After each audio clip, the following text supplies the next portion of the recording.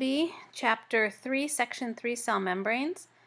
What we've discovered so far with our study of cells are the ideas of the cell membrane, or cell theory, the three components. We looked at the organelles that we see within most eukaryotic cells. Remember, those prokaryotic cells, the bacteria, they don't have these organelles for the most part. They have some of them, but not the ones that are composed of membranes. Today we're going to take a look at, down here, Section 3, cell membrane. Let's bring this up, make it bigger.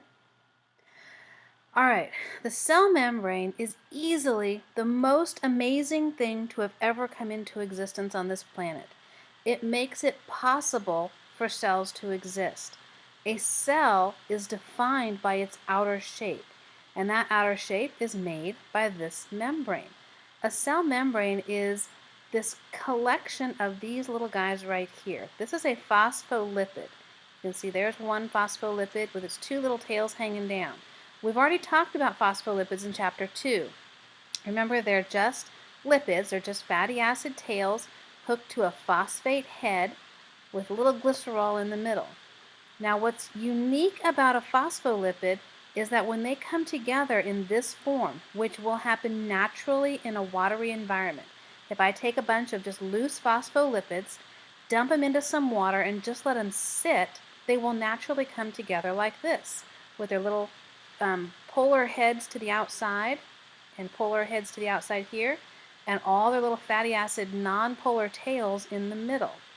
Now, this structure has certain properties. When they all come together like this, all these phospholipids, they're able to do more things than one phospholipid can do on its own. So here we can see the same cell membrane, but we've got some things labeled. Now, there's a lot of other stuff in this cell membrane beyond just these phospholipids. The phospholipids are the primary component, but we've also got some carbohydrate chains. Those are just little sugar collections hooked to a molecule. Here we have a protein that's embedded down inside the cell membrane. Under here you can see these little ropes. These are some of those cytoskeletal fibers that are going to give the cell its shape. Here's another protein, but it looks different than this one. This protein is a channel. It's got an opening that goes right down the center of it like a tube, so something could pass through it. Some of the proteins, like this one, has those carbohydrates hooked to it.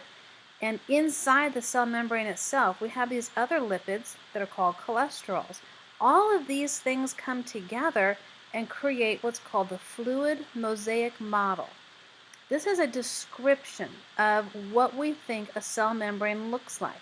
Now, we can't see these things individually under the microscope. They're just too small.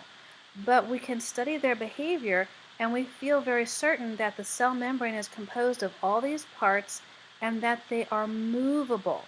They float around, bumping into one another and sliding past one another.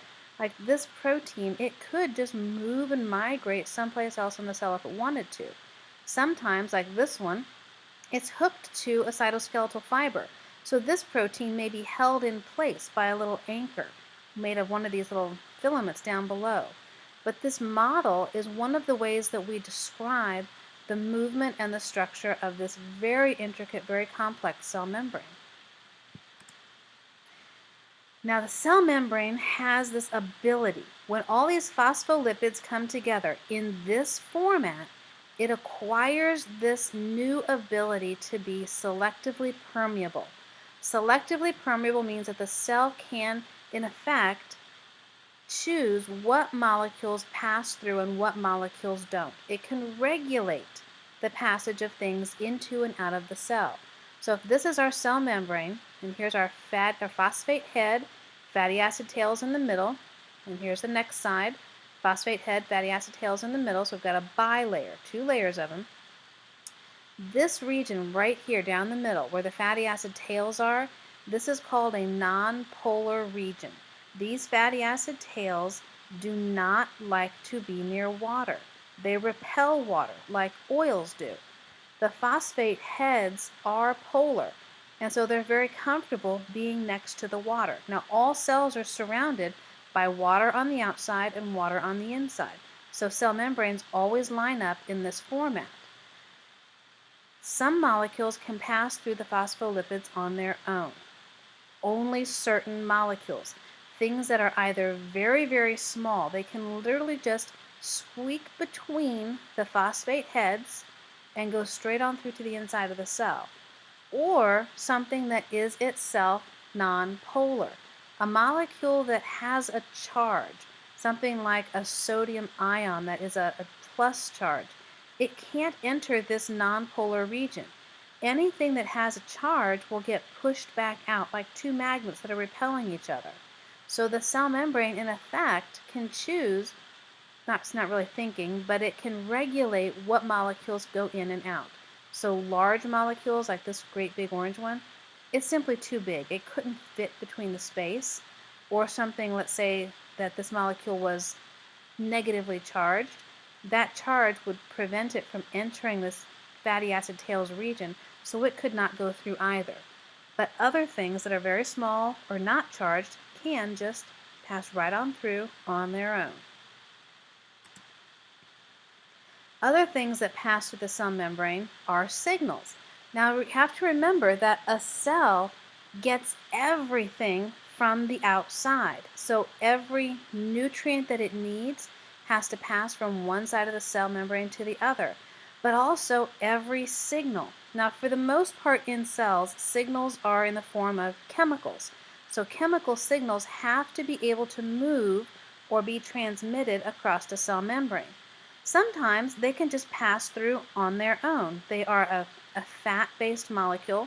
They're very small, and they can just pass through that membrane and go find their receptor and send their signal by themselves. That doesn't always happen, though. Receptors combine with what are called ligands and change shape. So if this is the ligand, it can pass through and just bond with the receptor. Sometimes we have to have a molecule in the cell membrane itself. So we can have two kinds of receptors, the ones that are already inside the cell and then the ones that are embedded in the cell membrane. Now let's say this signal that's trying to get through is a water-based. It's a polar molecule.